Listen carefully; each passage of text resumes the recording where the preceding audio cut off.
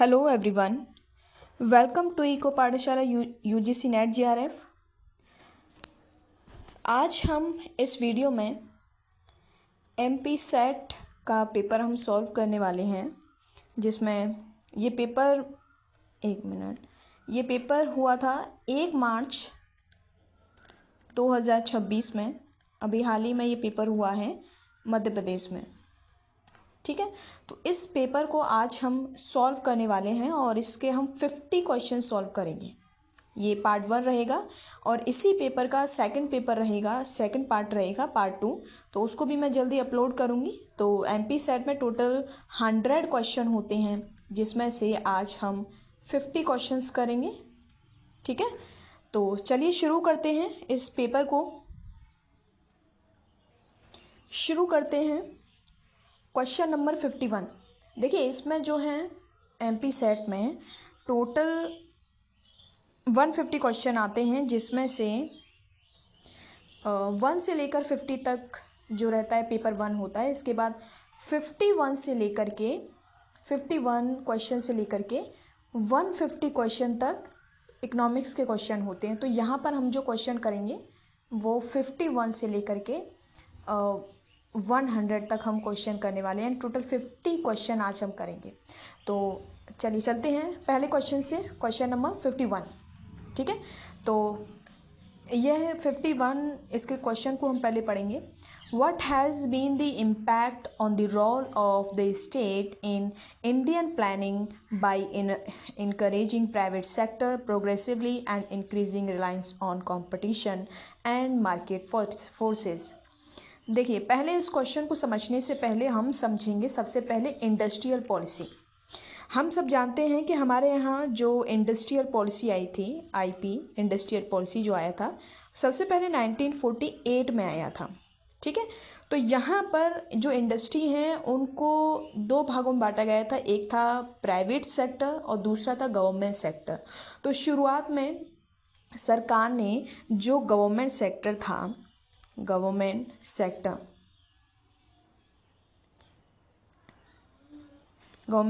था या government industry थी, उनके ऊपर सबसे ज़्यादा फोकस किया था। ठीक है, लेकिन धीरे धीरे 1956 में इंडस्ट्रियल पॉलिसी आई, देन उसके बाद फिर अगेन आई।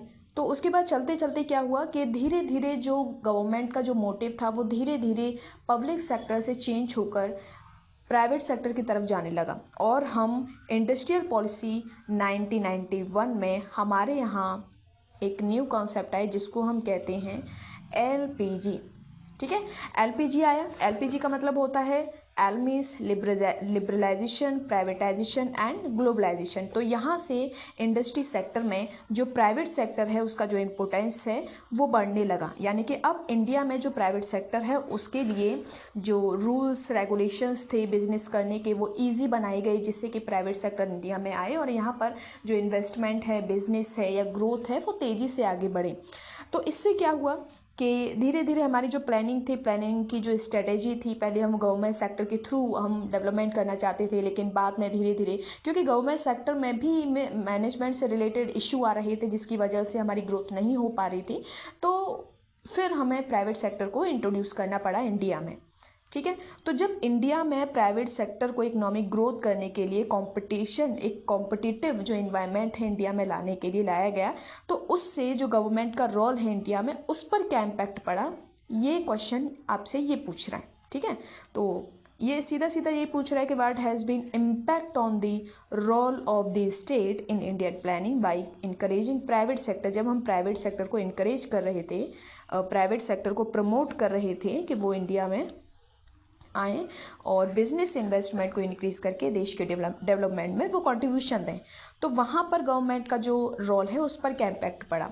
तो इसके 4 ऑप्शन हैं। पहला है the role of state has ended. No, ये गलत है, क्योंकि जब प्राइवेट सेक्टर को प्रमोट किया गया तो ऐसा नहीं है कि सरकार का जो रोल है या उनकी जो भूमिका है वो एकदम बंद हो जाएगी या समाप्त हो जाएगी। तो ये ऑप्शन आपका गलत है। Second option, the role of state has remained unchanged. No, कोई भी चेंजेस इकोनॉमी में होते हैं तो सरकार के जो दायित्व होते हैं, रोल होते हैं, वो चेंज हो जाते हैं, वो अनचेंज नहीं होते हैं। तो सेकंड ऑप्शन भी आपका गलत हो जाएगा। Next, the role of state has changed. Yes, सरकार का जो दायित्व था, क्योंकि प्राइवेट सेक्टर इंडिया में इंट्रोड्यूस होने लगा है तो सरकार को और जिम्मेदारी के साथ मेहनत करना पड़ेगा, निष्पक्ष तरीके से बिना किसी भेदभाव के हर कंपनी को जो है एक नियम के तहत उसको इंडिया में एंट्री देनी पड़ेगी। तो वहाँ पर उसका जो दायित्व है वो बढ़ जाता है, या हम कहें चेंज हो जाता है। तो ये आपका ठीक है।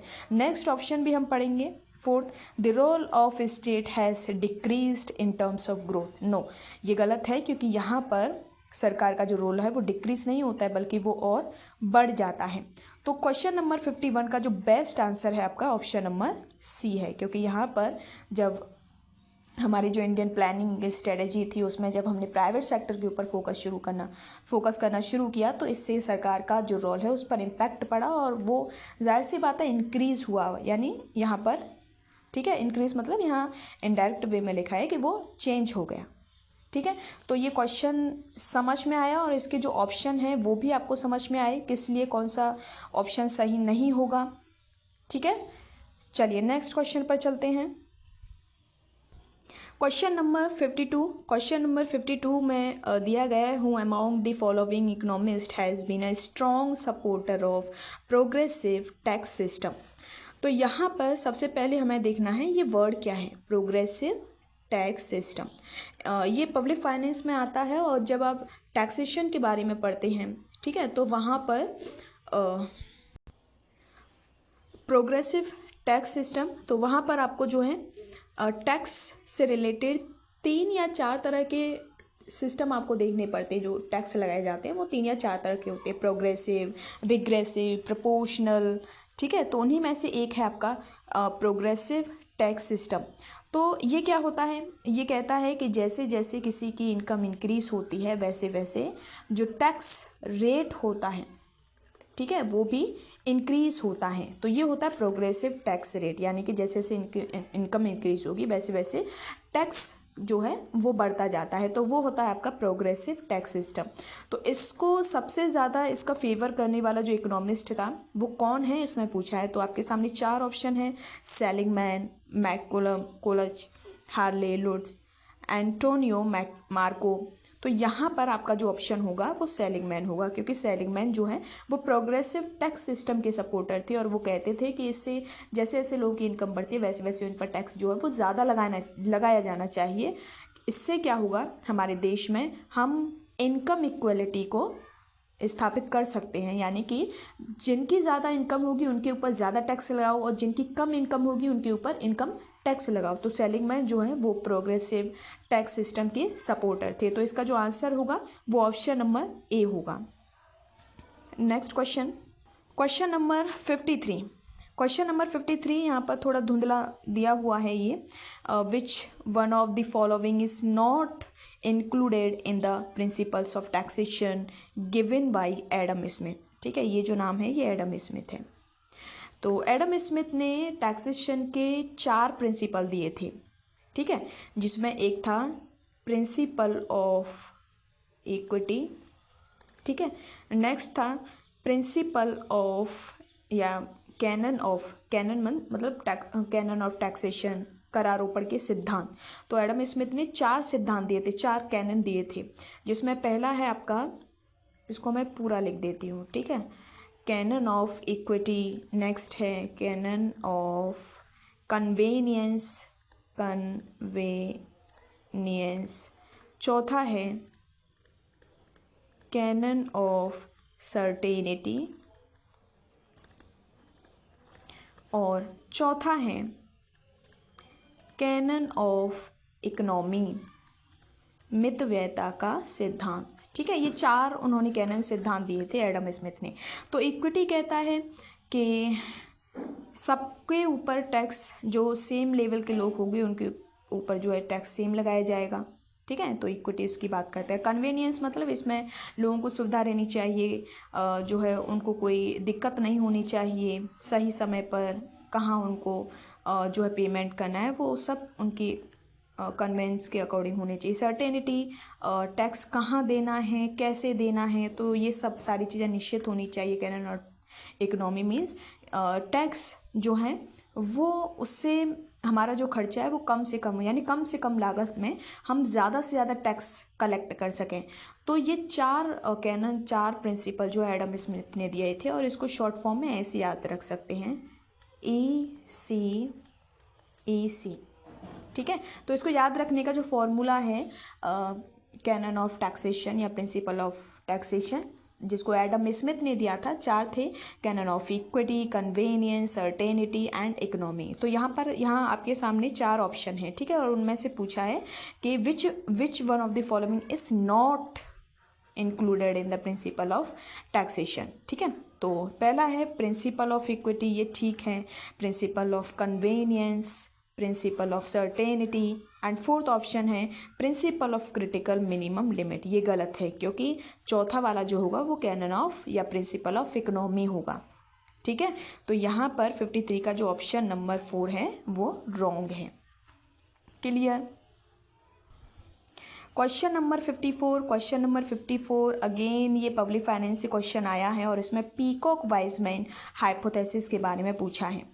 ठीक है, पीकॉक वाइजमैन हाइपोथेसिस कहता है, ये जो है ये कहता है कि किसी भी देश में, कंट्री में कोई अनसर्टेनिटी आती है, जैसे कि वॉर हो गया, युद्ध हो गया, ठीक है, या कोई सूखा पड़ गया, ड्रॉट पड़ गया, तो कुछ अनसर्टेनिटी जो होती हैं, जैसे युद्ध जैसी स्थितियां, तो वहां पर क्या होता है, सरकार के जो खर्चे हैं वो इंक्रीज हो जाते हैं। ठीक है, खर्चे इंक्रीज हो जाते हैं, और मान लीजिए किसी कंडीशन में सरकार ने क्या किया कि उसके खर्चे इंक्रीज हो गए। ठीक है, गवर्नमेंट जो एक्सपेंडिचर वो इंक्रीज हो जाता है, तो इस गवर्नमेंट एक्सपेंडिचर को फुलफिल करने के लिए, इस खर्चे को पूरा करने के लिए सरकार क्या करती है, टैक्सेस को भी इंक्रीज कर देती है। ठीक है, तो यहाँ पर पीकॉक वाइजमैन कहते हैं कि सरकार किसी युद्ध की स्थिति में, क्योंकि जब उसके खर्चे बढ़ जाते हैं तो उन खर्चों को पूरा करने के लिए वो टैक्सेस को भी बढ़ा देती है। लेकिन जैसे ही हम असामान्य स्थिति से, अब नॉर्मल कंडीशन से नॉर्मल कंडीशन में आ जाते हैं, युद्ध से सामान्य स्थिति में आ जाते हैं, तो कुछ कर ऐसे होते हैं जो लगे रहते हैं, और कुछ कर ऐसे होते हैं जो खत्म हो जाते हैं। इससे क्या होता है कि हमारा जो टैक्सेशन है वो रहता है थोड़ा बहुत पहले के कंपैरिजन में बढ़ा हुआ रहता है, और उससे क्या होता है कि हमारे जो गवर्नमेंट एक्सपेंडिचर हैं वो भी पहले के कंपैरिजन में ज़्यादा हो जाते हैं। यानी कि हमारा जो गवर्नमेंट एक्सपेंडिचर है वो इस तरीके से चलता है, इनके अकॉर्डिंग। ठीक है, कोई स्थिति आती है वहाँ, फिर सरकार के खर्चे बढ़ते हैं। ठीक है, सरकार का एक्सपेंडिचर बढ़ेगा, उस एक्सपेंडिचर को पूरा करने के लिए सरकार क्या करेगी, टैक्सेस को भी बढ़ा देगी, और उससे क्या होगा कि जब हम युद्ध जैसी स्थिति से नॉर्मल कंडीशन में भी आ जाते हैं तो वो टैक्स लगे हुए रहते हैं, यानी कि वो नॉर्मल कंडीशन में भी वो लागू रहते हैं। तो इससे क्या होता है कि हमारा टैक्सेस से मिलने वाली इनकम से एक्सपेंडिचर जो वो पहले से और बढ़ जाता है। तो फिर से कोई युद्ध होगा, ठीक है, कोई और प्रॉब्लम होगी, तो उस कंडीशन में सरकार के खर्चे और बढ़ जाएंगे, तो सरकार टैक्सेस और बढ़ा देगी। तो इससे क्या होता है कि इस तरीके से हमारा जो हर बार जो गवर्नमेंट एक्सपेंडिचर है वो सीढ़ियों की तरह ऐसे इंक्रीज होता रहता है। तो ये पीकॉक वाइजमैन हाइपोथेसिस बताता है। तो यहाँ पर इसके चार ऑप्शन उनको हम पढ़ेंगे। Increase in non tax revenue, no, हमने यहाँ पर किसी भी नॉन टैक्स रेवेन्यू की बात नहीं की है, तो ऑप्शन नंबर ए गलत होगा। Changes in the pattern of growth of public expenditure, ठीक है, change in the pattern of growth of public expenditure, ठीक है, इसको भी थोड़ा होल्ड रखते हैं। नेक्स्ट क्वेश्चन देखेंगे, increase in public expenditure in relation to growth domestic product, ये थोड़ा ठीक लग रहा है, क्योंकि इससे क्या होता है कि ये एक्सपेंडिचर बढ़ता है। फिजिकल डेफिसिट, नो, हमने इसकी बात नहीं की है, तो क्योंकि ये इंक्रीज होता है, ठीक है, यहाँ चेंज दिया है या इंक्रीज है, तो ये वाला ज़्यादा बेस्ट ऑप्शन है। तो increase in public expenditure in relation to growth domestic product, ये ऑप्शन नंबर सी इसका करेक्ट हम मानेंगे। ठीक है, देखिए अभी ये 1 मार्च को हुआ है, और आज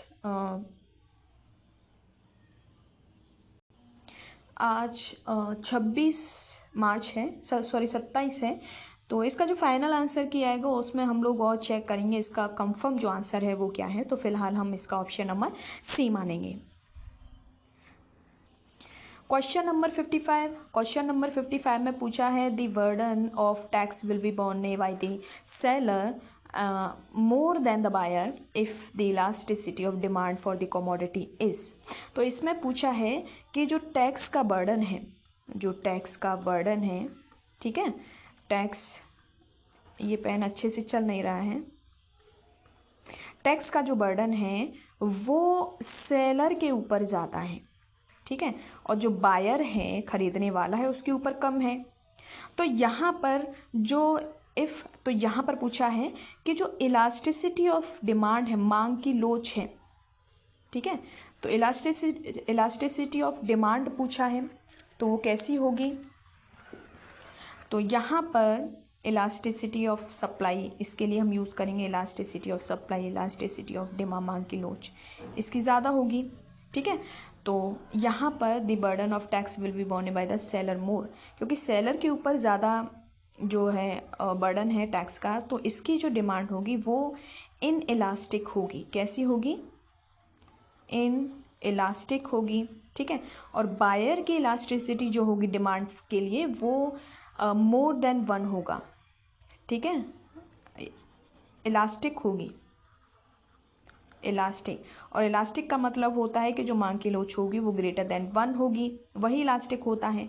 तो यहाँ पर बायर की जो इलास्टिसिटी ऑफ डिमांड है उसके बारे में पूछा है, तो इसका जो आंसर होगा, इलास्टिक मतलब यहाँ सेलर की जो डिमांड रहेगी सप्लाई के लिए वो इन इलास्टिक रहेगा, तभी तो टैक्स का बर्डन इसके ऊपर ज़्यादा पड़ेगा। थोड़ा सा भी ये टैक्सेस को बढ़ाकर बायर के ऊपर डालने की कोशिश करेगा तो इससे बायर जो है उसके प्रोडक्शन को खरीदने से मना कर देगा। क्यों? क्योंकि उसकी जो इलास्टिसिटी ऑफ डिमांड है वो ज़्यादा है सेलर के कंपेरिजन में। तो यहाँ पर टैक्स का जो बर्डन होगा वो सेलर के ऊपर ज़्यादा पड़ेगा, ठीक है। तो यहाँ पर इसका जो आंसर होगा वो मोर देन 1 होगा, लेस देन 1 नहीं होगा, ये इन इलास्टिसिटी में चला जाएगा, इक्वल टू 1 नहीं होगा, क्योंकि इसका मतलब है कि सेलर और बायर के ऊपर टैक्स का जो बर्डन है वो बराबर पड़ रहा है। लेस देन 1 होगा, इसका मतलब है कि इसमें टैक्स का बर्डन जो है वो बायर के ऊपर ज़्यादा पड़ रहा है, ठीक है। 0 का मतलब है कि टैक्स का बर्डन किसी के ऊपर पड़ ही नहीं रहा है। तो यहाँ पर 55 का जो आंसर होगा वो मोर देन 1 होगा।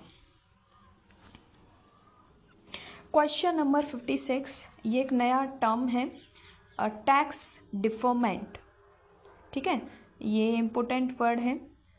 तो कभी कभी क्या होता है कि जैसे हम बहुत सारी थ्योरी मॉडल पढ़ते हैं तो इजी वर्ड्स होते हैं उनके, लेकिन कभी कभी क्या होता है सिनोनिम मतलब एक ही चीज़ के कई सारे वर्ड्स होते हैं, तो हमें उनके ऊपर भी ध्यान देना है। तो यहाँ पर टैक्स डिफरमेंट का मतलब होता है, एक आपने सुना होगा tax shifting. Tax shifting means मतलब जब एक पर्सन जो है टैक्स को दूसरे पर्सन के ऊपर डाल देता है, यानी कि ये कहाँ होता है, ये ज़्यादातर शॉप में होता है। जब सेलर के प्रोडक्ट के ऊपर कोई टैक्स लगता है तो वो क्या करता है, टैक्स को बायर के ऊपर शिफ्ट कर देता है, ठीक है। इसी को हम कहते हैं टैक्स शिफ्टिंग, या इसी का दूसरा नाम होता है टैक्स डिफरमेंट, ठीक है। तो टैक्स डिफरमेंट का मतलब क्या है कि जब एक पर्सन टैक्सेस को दूसरे पर्सन पर डाल दे, उसके ऊपर जो है उसको टैक्स को शिफ्ट कर दे, तो वो आपका टैक्स डिफरमेंट होता है। तो चलिए इसके ऑप्शन पढ़ते हैं। Initial burden of tax, no. Final tax burden, no. Shifting of tax burden from one person to another, yes, इसका आंसर ये होगा। लेकिन नेक्स्ट हम देखेंगे, नेक्स्ट एक ऑप्शन और बचा है, tax exemptions under state regulations, no, इसका आंसर ये नहीं होगा। तो यहाँ पर टैक्स डिफॉर्मेंट का मतलब होता है टैक्स शिफ्ट करना, ठीक है, यानी एक पर्सन से दूसरे पर्सन को जो टैक्स है उसके बर्डन को शिफ्ट करना, तो वो होता है आपका टैक्स डिफॉर्मेंट। तो इसका जो आंसर होगा वो ऑप्शन नंबर सी होगा। क्वेश्चन नंबर 57, ये बैलेंस्ड बजट मल्टीप्लायर से आया है, ठीक है, एक मिनट, इसको बैलेंस्ड, इसमें पूछा है क्वेश्चन नंबर 57 में, what is the value of balanced budget multiplier. Balanced budget multiplier की वैल्यू क्या है, और आपके सामने 4 ऑप्शन दिए हैं, ठीक है। तो सबसे पहले हम समझेंगे बैलेंस्ड बजट मल्टीप्लायर क्या होता है। बैलेंस्ड बजट मल्टीप्लायर जो होता है, balanced budget multiplier, balanced budget multiplier जो होता है ये टैक्स मल्टीप्लायर टैक्स मल्टीप्लायर और गवर्नमेंट एक्सपेंडिचर मल्टीप्लायर के एडिशन के बराबर होता है। ठीक है, प्लायर के बराबर होता है। तो इसको हम करेंगे, इनकी वैल्यू क्या होती है, तो इसको मैं अलग से एक वीडियो बनाऊंगी मल्टीप्लायर के ऊपर, तो वहाँ पर आप इसको समझ सकते हैं। लेकिन फिलहाल जैसे जैसे मैं कर रही हूँ उसको आप बस देखिए और उसको समझने की कोशिश करिए। तो इसको मैं शॉर्ट में लिख देती हूँ, BBM means budget, balance budget multiplier. तो यहाँ पर मैंने बस इतना किया, गवर्नमेंट एक्सपेंडिचर मल्टीप्लायर को पहले रख दिया। इसका जो फॉर्मूला होता है गवर्नमेंट एक्सपेंडिचर मल्टीप्लायर का, वो MPC अपॉन 1 माइनस MPC होता है।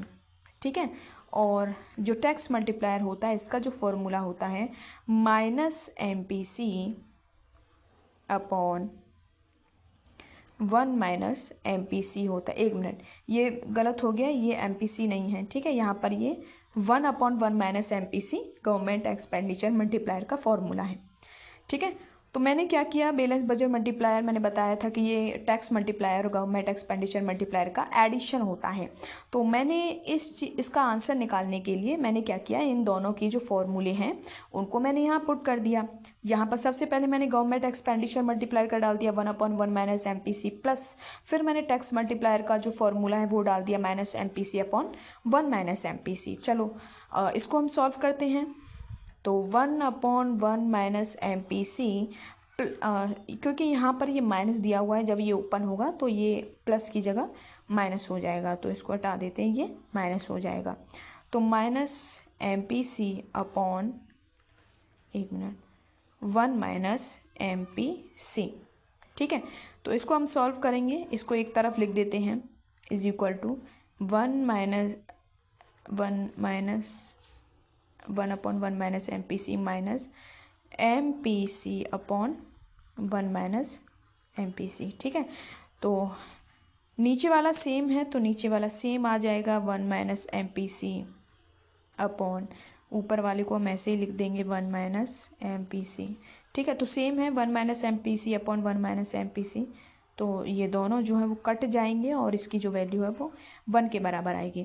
तो बैलेंस बजट मल्टीप्लायर की जो वैल्यू है वो 1 के बराबर होगी। तो यहाँ पर BBM को जो है KB से शो किया गया है। ठीक है, KB, तो KB is equal to 1, KB is greater than 1, less than 1, equal to alpha. तो यहाँ पर ऑप्शन नंबर ए होगा, क्योंकि बैलेंस बजट मल्टीप्लायर की वैल्यू जो है वो 1 के बराबर है।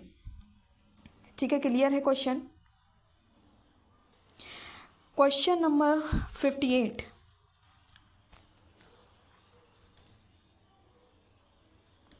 इसमें एक्सटर्निटीज के बारे में पूछा है, एक्सटर्निटीज। ठीक है, जिसको हिंदी में कहते हैं बाहताएं। तो एक्सटर्निटीज जो होती हैं वो 2 तरह की होती हैं। एक होती हैं पॉजिटिव, ठीक है, ऐसी कोई एक्टिविटी जिसका सोसाइटी के ऊपर पॉजिटिव इम्पैक्ट जाता है तो वो है पॉजिटिव एक्सटर्निटीज। और एक एक्सटर्निटीज वो होती हैं नेगेटिव। नेगेटिव मीन जिसका सोसाइटी के ऊपर नेगेटिव इम्पैक्ट पड़ता है, बुरा प्रभाव पड़ता है, तो वो होती हैं एक्सटर्निटीज। तो देखते हैं, इसके 4 ऑप्शन हैं, चारों को हम पढ़ेंगे। Goods that are not manufactured in that country, no, इसका इससे कोई रिलेशन नहीं है। Natural disaster, no. कॉस्ट और benefit that are not reflected in prices, इसको, ये थोड़ा ठीक लग रहा है, इसको मैं और एक्सप्लेन करूंगी, लेकिन उससे पहले हम 4th ऑप्शन को भी पढ़ लेते हैं। Activities that are illegal, no, ये भी नहीं होगा। ठीक है, तो यहाँ पर इसका जो बेस्ट ऑप्शन है वो ऑप्शन नंबर C है। तो कॉस्ट और benefit are not reflected in prices. तो यहाँ पर एक्सटर्निटीज का मतलब है कि हम कोई भी एक्टिविटीज़ करते हैं तो उस एक्टिविटीज़ का जो हमारी सोसाइटी के ऊपर पॉजिटिव नेगेटिव इम्पैक्ट जाता है, न कि हम जो एक्टिविटीज़ करते हैं उसकी वजह से उसकी प्रोडक्ट के प्राइस पर पड़ता है। ठीक है, तो कॉस्ट और benefit that are not reflected in prices, ये करेक्ट है। ठीक है, जैसे फॉर एग्जांपल मान लीजिए कोई इंडस्ट्री है, इंडस्ट्री में क्या होता है, केमिकल बनता है, और उस केमिकल से क्या होता है कि आसपास का जो एरिया जहाँ पर लोग रहते हैं उनके ऊपर वो केमिकल्स ऑक्सीजन के थ्रू उनके पास जाता है। ठीक है, तो इससे क्या होता है कि उससे हमारी सोसाइटी को, हमारे समाज के लोगों को, नेचर को लॉस होता है, और लॉस होने की वजह से उनका जो कॉस्ट है वो क्या होता है, वो भी इंक्रीज हो जाता है। यानी कोई बीमार होगा केमिकल का जो इस स्मेल है उसको सूंघ करके, या पौधों को नुकसान होगा, एनवायरनमेंट को नुकसान होगा। तो एनवायरनमेंट को क्लीन रखने के लिए, उसका जो एनवायरनमेंट है उसको अच्छा बनाए रखने के लिए सरकार को खर्चा करना पड़ेगा, और जब सरकार खर्चा करेगी तो उससे क्या होगा, समाज का जो कॉस्ट है, सोशल कॉस्ट जो है वो इंक्रीज हो जाएगा। ठीक है, लेकिन जो पर्सन इस कंपनी में प्रोडक्शन बना रहा है उसकी वजह से सोशल कॉस्ट इंक्रीज हुआ। ठीक है, लेकिन वो क्या करता है, वो सिर्फ प्राइवेट कॉस्ट को ही कंसीडर करता है। कॉस्ट जो होती हैं वो दो तरह की होती हैं, प्राइवेट और सोशल कॉस्ट। तो वो अपने प्राइवेट कॉस्ट को कंसीडर करके ही अपने प्रोडक्ट के प्राइसेस को डिटरमाइन करता है, लेकिन उसकी वजह से सोशल कॉस्ट भी इंक्रीज हुआ है, वो अपने कॉस्ट में इस वाली कॉस्ट को इंक्लूड नहीं करता है। और जब इस सोशल कॉस्ट को इंक्लूड नहीं करेगा तो उसका उसके प्राइसेस पर कोई प्रभाव नहीं पड़ेगा। ठीक है, तो इसका मतलब यही है कि कॉस्ट और बेनिफिट, यहाँ पर जैसे हम कॉस्ट की बात करें तो उसको हम बेनिफिट से भी हम जोड़ सकते हैं। तो यहाँ पर ऑप्शन नंबर सी इसका सही होगा। क्वेश्चन नंबर 59 में पूछा है, according to Musgrave the theory of public finance, जो कि 1959 में आई थी। देखो क्वेश्चन में ही बहुत सारी इंफॉर्मेशन आप लोगों को दे दी है। मस्ग्रेव के अकॉर्डिंग जो है इनमें से कौन सा फिस्कल फंक्शन नहीं होगा। तो ये फिस्कल फंक्शन जो है उनकी एक थ्योरी थी, the theory of public finance, जो कि 1959 में आई थी। तो वहाँ पर फिस्कल फंक्शन कौन कौन से थे, ठीक है, और इसमें पूछा है कि कौन सा नहीं है। तो यहाँ पर 4 ऑप्शन हैं, currency issue function, allocation function, distribution function, stabilisation function. तो यहाँ पर मस्ग्रेव की थ्योरी में ये वाले फंक्शन आते हैं, एलोकेशन, डिस्ट्रीब्यूशन एंड स्टेबलाइजेशन। लेकिन एक जो फंक्शन है करेंसी इशू फंक्शन, ये वाला मस्ग्रेव की थ्योरी में नहीं आता है। तो इसका जो आंसर होगा वो ऑप्शन नंबर ए होगा। क्वेश्चन नंबर 60 में पब्लिक गुड, ठीक है, पब्लिक गुड, और आपने एक और सुना होगा प्राइवेट गुड, निजी वस्तु, प्राइवेट गुड। तो यहाँ पर पब्लिक गुड से रिलेटेड आपसे क्वेश्चन पूछा है। तो सबसे पहले हम देखेंगे पब्लिक गुड होता क्या है। पब्लिक गुड वो गुड होता है जो नेचर में हमें फ्री मिलता है। ठीक है, और फ्री मिलता है तो हम किसी को रोक नहीं सकते, हर कोई इस प्रोडक्ट को यूज़ कर सकता है, इस गुड को यूज़ कर सकता है। तो पब्लिक गुड जो होता है वहाँ पर दो चीज़ें, दो प्रिंसिपल अप्लाई होते हैं। एक होता है नॉन एक्सक्लूजन, ठीक है, नॉन, ये कई बार आ चुका है एग्जाम में, नॉन एक्सक्लूजन, ठीक है। दूसरा होता है नॉन राइवलरी, ठीक है, ये होता है। तो नॉन एक्सक्लूजन का मतलब है कि यहाँ पर हम किसी को रोक नहीं सकते हैं। जैसे ऑक्सीजन है, ऑक्सीजन हर कोई यूज़ करता है, ये फ्री में मिला है हमें, ठीक है, इसका कोई कॉस्ट नहीं है। पब्लिक गुड जो होता है इसका जो कॉस्ट होता है, एमसी होता है, वो ज़ीरो होता है, ठीक है, ये भी इंपॉर्टेंट है, इसको भी आप याद रखिए।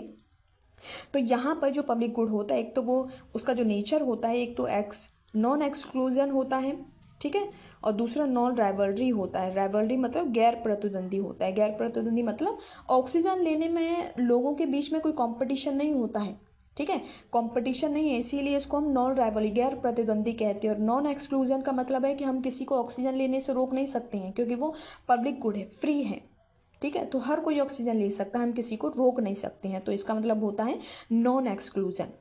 तो ये दो चीज़ आप लोगों को ध्यान रखनी है। इसके बाद हम इसके ऑप्शन को पढ़ेंगे। पहला है to which the principle of exclusion does not apply. Yes, ये सही है, क्योंकि पब्लिक गुड में क्या है, एक्सक्लूजन का जो प्रिंसिपल है वो लागू नहीं होता है। एक्सक्लूजन मीन्स होता है कि हम जो है लोगों को इस प्रोडक्ट को यूज़ करने से रोक सकते हैं। रोकने का मतलब है कि इस प्रोडक्ट को सिर्फ वही यूज़ करेगा जो इसका भुगतान करेगा, पेमेंट करेगा, और जो पेमेंट नहीं करेगा वो जो है इस प्रोडक्ट का यूज़ नहीं कर पाएगा। तो ये होता है एक्सक्लूजन। और पब्लिक गुड एक ऐसा गुड है जहाँ पर प्रोडक्ट फ्री में मिलता है, तो वहाँ पर प्राइसेस या चार्जेस की कोई बात होती नहीं है, तो वहाँ पर उसको हर कोई यूज़ करता है, तो हम किसी को रोक नहीं सकते हैं। तो वहाँ पर प्रिंसिपल ऑफ एक्सक्लूजन जो है वो अप्लाई नहीं होगा, ये बिल्कुल सही है। Which can be obtained from the market system, no ये मार्केट से नहीं मिलता है, ये हमें नेचर से फ्री में मिलता है, तो बी गलत होगा। Which is produced on the basis of commercial efficiency, no ये भी गलत है, ये कभी कॉमर्शियल लेवल पर इसका प्रोडक्शन नहीं होता है। विच इज़ परफेक्टली डिविजिबल, ये भी नहीं है, डिविजिबल मतलब जिसको हम पूरी तरह से विभाजित कर सकते हैं, नहीं, ये भी गलत ऑप्शन होगा। तो यहाँ पर इसका जो पहला ऑप्शन है वो बेस्ट है। क्वेश्चन नंबर 61, क्वेश्चन नंबर 61 में पूछा है which of the following does not include in M1 concept of money.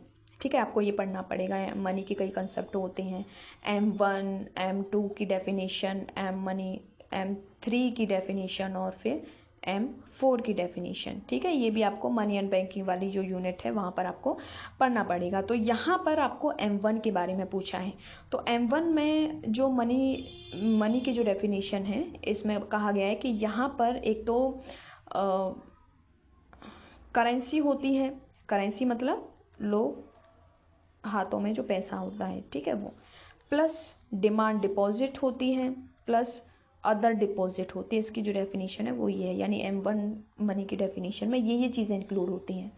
तो अब हम देखेंगे इसमें पूछा है कि इसमें कौन सा इंक्लूड नहीं है। तो currency with the people, currency होता है, ठीक है, यहाँ लिखा हुआ है करेंसी है M1 में, ये ठीक है।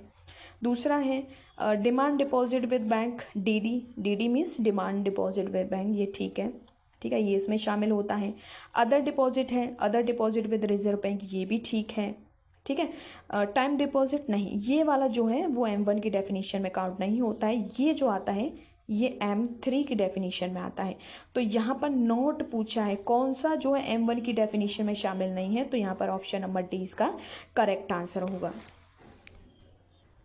क्वेश्चन नंबर 51, क्वेश्चन नंबर 51 में पूछा है who among the following was not, ये डेफिनेशन में क्या होता है कि जब बच्चा पेपर देता है तो ओवर कॉन्फिडेंस में आने पर वो क्वेश्चंस को जल्दबाजी में पढ़ना है, तो वहाँ पर उसके एक एक वर्ड को आपको समझना होगा। जैसे यहाँ पर नॉट दिया है, लेकिन हम क्या करते हैं ओवर कॉन्फिडेंस में आ जाते हैं और ऐसे कीवर्ड जिससे पूरे क्वेश्चंस का नेचर ही चेंज हो जाता है, उस चीज़ को हम इग्नोर कर देते हैं और जल्दबाजी में आंसर कर देते हैं और बाद में पता चलता है कि हमने आंसर उसका गलत किया है। तो हमें ये छोटी छोटी जो मिस्टेक हैं उनको हमें ध्यान में रखना पड़ेगा, ठीक है। तो who among the following was not a member of MPC Monetary Policy Committee in February 2023, ठीक है। तो ये फरवरी 23 में MPC बना था, कमेटी बनी थी, तो उसके कौन से मेंबर नहीं हैं इसमें ये पूछा है, ठीक है। तो यहाँ पर डॉक्टर शशांक बिंदे, यस, ये इस कमेटी के मेंबर हैं। Doctor Ashima Goyal, doctor Rajiv Ranjan, doctor Vinod Paul, ये गलत होगा क्योंकि डॉक्टर विनोद पॉल जो हैं वो फेब 23 में जो कमेटी बनी थी उसके कमेटी मेंबर नहीं है। बाकी के ये जो 3 मेंबर हैं, Shashank Bhide, doctor Ashima Goyal and doctor Rajiv Ranjan, जो है वो NPC के मेंबर हैं। क्वेश्चन नंबर 63, क्वेश्चन नंबर 63 जो है मनी एंड बैंकिंग से पूछा है। Money multiplier, which of the following is the formula to find money multiplier, ठीक है। मनी मल्टीप्लायर का जो फॉर्मूला होता है वो M is equal to money supply upon high powered money होता है, ठीक है, ये होता है। तो चेक करते हैं, ये स्मॉल है, ये स्मॉल वाला है, मनी मल्टीप्लायर को हम स्मॉल m से शो करते हैं। तो M H upon M, no ये गलत है, ये उल्टा दिया है। तो M is equal to small m upon H, ये ठीक है, ये मल्टीप्लाई नहीं होगा, ये प्लस में भी नहीं होगा। तो यहाँ पर इसका जो आंसर होगा वो ऑप्शन नंबर बी होगा।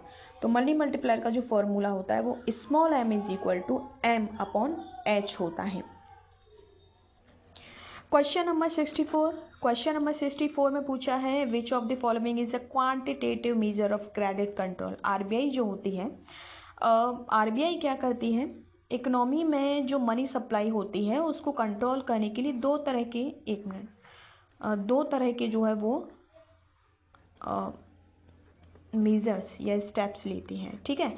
एक तो वो लेती है क्वांटिटेटिव मेजर लेती है, क्वांटिटेटिव मेजर, और दूसरा जो स्टेप लेती है वो है क्वालिटेटिव, एक मिनट, क्वालिटेटिव, ठीक है। तो क्वांटिटेटिव में क्या होता है, जैसे बैंक रेट होता है, रिवर्स रेपो रेट होता है, रेपो रेट होता है, और CRR, SLR, इन सब में नंबर में उनका जो परसेंटेज होता है उसमें चेंजेस करती है, लेकिन क्वांटिटेटिव में वो अलग मेथड्स का यूज़ करती है। ठीक है, ये दो मेथड वो यूज़ करती है। तो विच of the following is a quantitative measure of credit, इसमें पूछा है। तो देखते हैं, सेलेक्टिव क्रेडिट कंट्रोल, ये क्वालिटेटिव मेजर है। राशनिंग ऑफ क्रेडिट, नो, ये भी क्वालिटेटिव है। मोरल परसुएशन एंड पब्लिसिटी, ठीक है, इसमें क्या होता है कि सरकार जो RBI होता है वो ओरल बोलती है कि बैंकों को ये करना चाहिए या बैंकों को ये वाला काम करना चाहिए, जिससे कि उनका जो मनी सप्लाई का लेवल है इकोनॉमी में वो ठीक हो जाएगा। तो यहाँ पर बिना किसी ऑफिशियल नोटिफिकेशन के उसके आदेश से वो अपेक्षा करती है कि बैंक जो उनके आदेशों का पालन करेंगे। तो ये मॉरल परसुएशन एंड पब्लिसिटी है।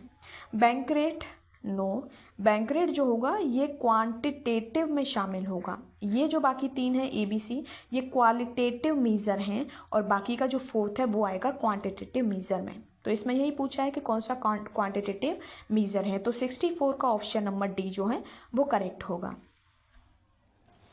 क्वेश्चन नंबर 65 में पूछा है which of the following is not, यहाँ पर नॉट कीवर्ड इंपोर्टेंट है। तो विच of the following is not an objective of monetary policy. ठीक है, तो मॉनेटरी पॉलिसी का कौन सा ऑब्जेक्टिव नहीं है। तो यहाँ पर 4 ऑप्शन है। फुल एम्प्लॉयमेंट, यस, ये इसका ऑब्जेक्टिव होता है। ठीक है, प्राइस स्टेबिलिटी, कीमत स्थिरता, ये इसका मॉनेटरी पॉलिसी का ऑब्जेक्टिव है। इकोनॉमिक ग्रोथ इसका ऑब्जेक्टिव है। सोशल जस्टिस, नॉट, ये वाला जो है इसका ऑब्जेक्टिव नहीं है। ठीक है, सोशल जस्टिस वाला। तो यहाँ पर 65 का जो आंसर होगा वो इसका ऑब्जेक्टिव इंक्लूड नहीं है, ऑब्जेक्टिव नहीं है, तो ये नॉट वाली में इसका आंसर होगा। क्वेश्चन नंबर 66, क्वेश्चन नंबर 66 में पूछा है which of the following measure is not. ठीक है, ज़्यादातर जो क्वेश्चन है वो इसी कैटेगरी के आ रहे हैं, नॉट वाले। Associated with expansionary monetary policy to cure recession. तो यहाँ पर क्या है, सबसे पहले कुछ कीवर्ड हैं, जैसे एक्सपेंशनरी मॉनेटरी पॉलिसी, दूसरा है क्योर रिसेशन। इसमें पूछा है कि कोई भी जो इकोनॉमी है वो मंदी की स्थिति में है, रिसेशन में है। ठीक है, रिसेशन वो पीरियड होता है जहाँ पर प्राइसेस लो होते हैं। ठीक है, प्राइसेस लो होने की वजह से प्रोडक्शन की जो कीमत है वो कम हो जाती है। प्रोडक्शन कम होने से क्या होता है कि जो प्रोड्यूसर है उनको बेनिफिट नहीं होता है, तो वो लोग क्या करते हैं, प्रोडक्शन को भी बंद करना शुरू कर देते हैं या कम करना शुरू कर देते हैं। ठीक है, प्रोडक्शन जब कम होता है तो उससे अनएम्प्लॉयमेंट जो है वो क्या होता है, वो इंक्रीज होता है। जब वो इंक्रीज होगा तो उसकी वजह से लोगों की जो इनकम है वो भी गिरेगी, और जब इनकम और गिरेगी तो उससे लोगों की जो डिमांड है वो घटेगी।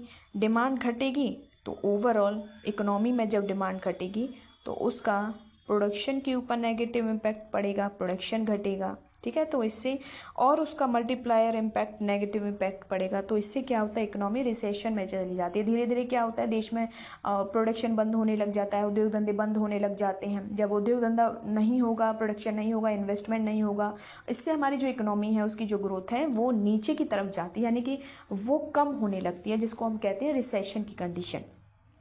तो क्योंकि इस रिसेशन से हमें कवर करना है, रिकवर करना है, इकोनॉमी को ग्रोथ की रास्ते पर लेकर जाना है, तो इसके लिए सरकार क्या करती है, वो एक्सपेंशनरी मॉनेटरी पॉलिसी का यूज़ करती है। एक्सपेंशनरी मॉनेटरी पॉलिसी कहता है कि यहाँ पर सरकार जो इकोनॉमी को विस्तार देने की कोशिश करती है, यानी कि जो इकोनॉमिक एक्टिविटी होती है उनको बढ़ाने के ऊपर कोशिश करती है। और जब बढ़ाएगी तो इसका मतलब है कि उसको गवर्नमेंट एक्सपेंडिचर ज़्यादा खर्चा करना पड़ेगा, इकोनॉमी में मनी सप्लाई को बढ़ाना पड़ेगा, जिससे लोगों के हाथ में पैसा ज़्यादा आए, कंज्यूमर के हाथ में पैसा आए जिससे वो डिमांड कर सके, और जो प्रोड्यूसर है उसके हाथ में पैसा आए जिससे कि वो इन्वेस्टमेंट को बढ़ा सके। तो इकोनॉमी को बूस्ट करने के लिए सरकार जब बड़े लेवल पर इकोनॉमिक एक्टिविटी को लागू करती है तो उसको हम एक्सपेंशनरी मॉनेटरी पॉलिसी कहते हैं। तो इसको पढ़ेंगे हम पहले। इसके 4 ऑप्शन हैं। Increase in bank rate, no. ठीक है, ये इसमें एक्सपेंशनरी मॉनेटरी पॉलिसी में शामिल नहीं होगा, क्योंकि बैंक रेट को जब हम बढ़ा देंगे तो उससे क्या होगा, इकोनॉमी में जो मनी सप्लाई है वो कम हो जाएगा। तो ये एक्सपेंशनरी मॉनेटरी पॉलिसी में इंक्लूड नहीं होगा। ठीक है, उसमें नॉट पूछा कौन नहीं है, तो एक ये है answer.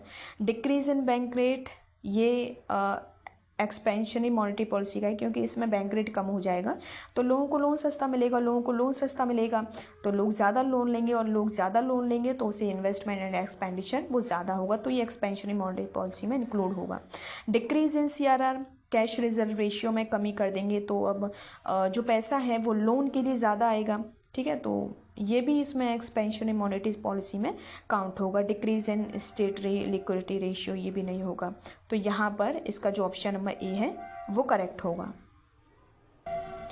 Question number 67, question number 67 में पूछा है example of non banking financial institute, जिसको हम शॉर्ट में कहते हैं NBFI।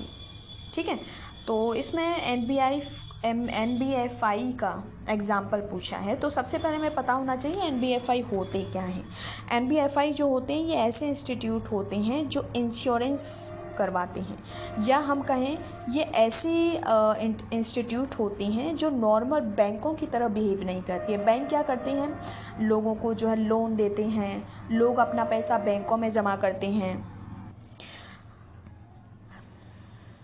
बैंक जो है अपने यहाँ लोगों को पैसा डिपॉजिट करने का भी ऑप्शन देते हैं, और साथ ही साथ वहाँ पर लेन देन ट्रांजैक्शन का भी काम चलता है। लेकिन NBFC जो होती है कुछ अलग डिफरेंट फाइनेंशियल इंस्टीट्यूट होते हैं, ये लोगों को लोन नहीं देता है, लेकिन लोग इसमें पैसा अपना डिपॉजिट कर सकते हैं। लेकिन जैसे नॉर्मल बैंक में होता है कि हम डिपॉजिट करने के बाद 1-2 दिन में या 10 दिन बाद हम उसको निकाल सकते हैं, लेकिन NBFI में ये नहीं होता है। NBFI में जो कोई भी पैसा डिपॉजिट किया जाता है उसका एक टाइम ड्यूरेशन, ठीक है, उसका जो एक टाइम ड्यूरेशन है वो फिक्स कर दिया जाता है, जो कि लॉन्ग टर्म का होता है। जैसे कि 10 साल के बाद हमने जो पैसा जमा किया है वो मिलेगा 15 साल के बाद। ठीक है, एक लॉन्ग टर्म पॉलिसी पर बेस्ड डिपॉजिट होता है। तो यहाँ पर NBFC थोड़ा डिफरेंट होती है बैंकिंग सेक्टर से। तो इसके 4 ऑप्शन हैं, insurance firm, venture capitalist, HDFC bank. No, इसमें बैंक इंक्लूड नहीं होगी क्योंकि ये बैंकों से डिफरेंट होता है। तो यहाँ पर insurance firm and venture capitalist, तो A एंड B। ठीक है, तो ऑप्शन नंबर डी इसका सही होगा। 67 का ऑप्शन नंबर डी करेक्ट है, option A and B। Question number 68, question number 68 में पूछा है कि which personality appointed as SEBI chief recently by government will take charge from 2 March 2026। ठीक है, तो इसमें पूछा है कि किस व्यक्ति को सेबी चीफ बनाया गया है भारत सरकार द्वारा, और वो उसका जो कार्यकाल शुरू होगा, उसका जो टाइम पीरियड शुरू होगा वो 2 मार्च 2026 से शुरू होगा। ठीक है, तो इसका जो आंसर होगा वो होगा अजय त्यागी, जो है तोहिन कांता पांडे। यस, तोहिन कांता पांडे को जो है सेबी चीफ बनाया गया है। तो 68 का जो आंसर होगा वो तोहिन कांता पांडे होगा। और इसका जो एक इन्फॉर्मेशन है, डिटेल है, या हम कहें इसका जो फैक्ट है या प्रूफ है, वो मैं इसमें लेकर आई हूँ, तो उसको हम चेक करेंगे। ये है प्रूफ, इसमें दिया है कि as of 2 March 2026 Tuhin Kanta Pandey is the chairman of the security and exchange board of India. SEBI का जो फुल फॉर्म होता है वो securities and exchange board of India है। तो यहाँ पर उसका जो आंसर है वो तोहिन कांता पांडे है। ठीक है, तो और भी इसकी डिटेल है, जैसे अपॉइंटमेंट डिटेल है, the appointments committee of the cabinet appointed Pandey, ये जो है 1987 बैच के IAS ऑफिसर हैं, ये फॉर्मर फाइनेंस सेक्रेटरी भी रहे हैं। ठीक है, और इनका जो टाइम पीरियड होगा वो 3 साल का होगा, यानी कि 2 मार्च से 2025 से वो होगा, और 3 साल तक वो जो हैं एज अ चीफ वो सेबी में काम करते रहेंगे। क्वेश्चन नंबर 69, क्वेश्चन नंबर 69 में विच of the following is the full form CIRF।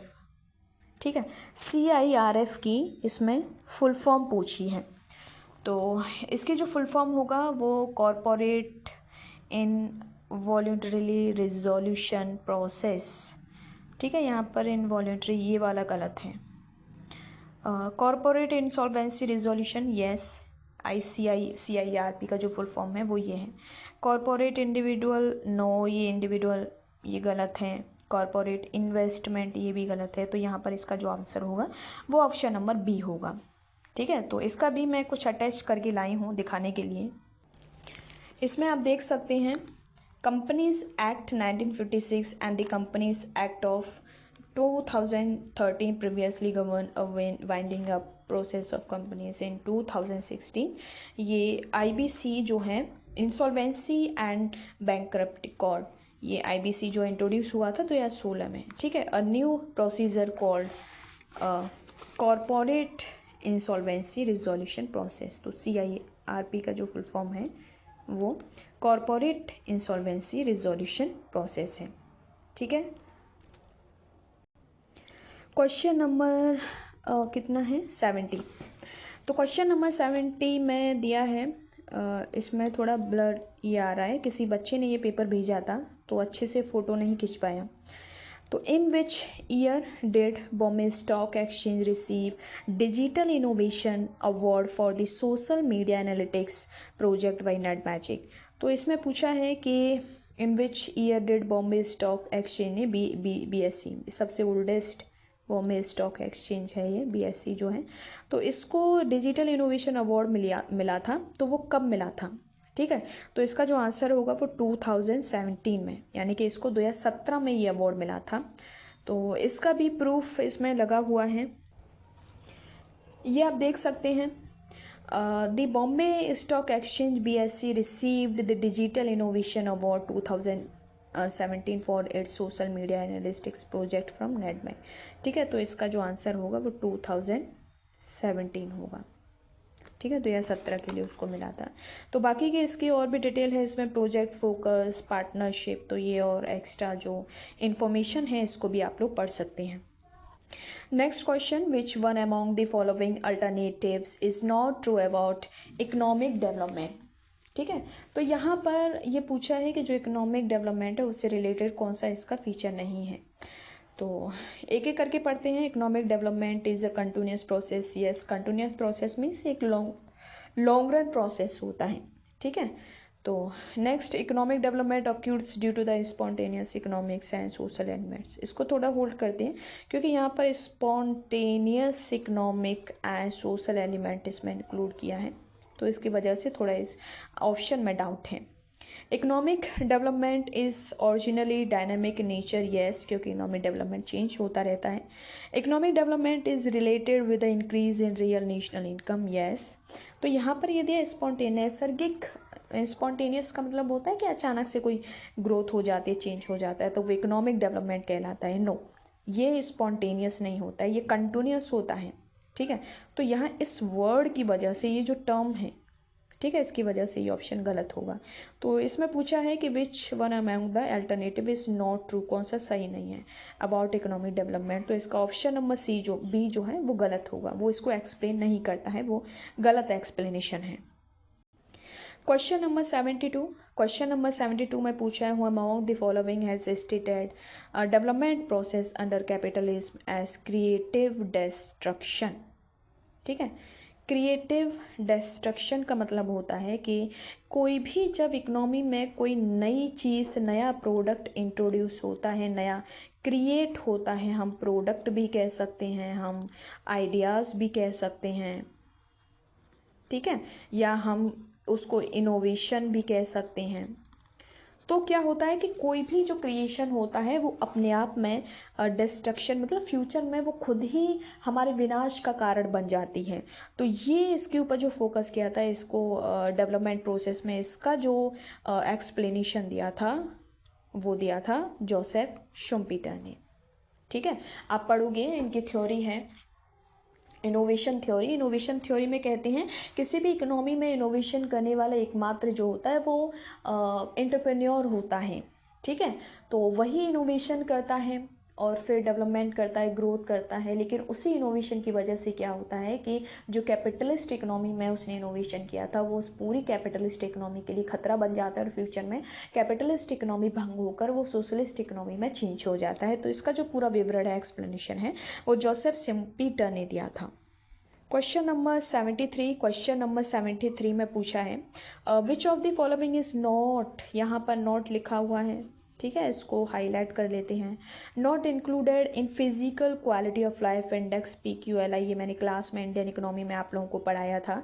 That is prepare to make comparison of human welfare in international level. PQLI जो है ये इंटरनेशनल लेवल पर जो ह्यूमन वेलफेयर है उसको मेजरमेंट करने का एक स्केल है, लेकिन बाद में इसकी जगह HDI फिर और नई नई इम्प्रूवमेंट नई नई इंडेक्स जो है वो इंटरनेशनल लेवल पर आई। तो इसमें पूछा है कि ये जो PQLI जो इंडेक्स है इसमें ह्यूमन वेलफेयर को मेजरमेंट करने के जो डायमेंशन है, पैरामीटर हैं, उनमें से इनमें कौन सा नहीं है। तो यहाँ पर आपके सामने 4 ऑप्शन है। Infant mortality rate, literacy rate, per capita income and life expectancy. तो यहाँ पर IMR इन्फेंट मोर्टेलिटी रेट जो है वो PQLI का पैरामीटर नहीं है, ठीक है, ये इंक्लूड नहीं है। तो यहाँ पर ऑप्शन नंबर ए जो है इसका सही होगा। क्वेश्चन नंबर 74 में पूछा है which of the following economist has not, सारे क्वेश्चंस में नॉट आ रहा है तो ये सबको ध्यान रखना है।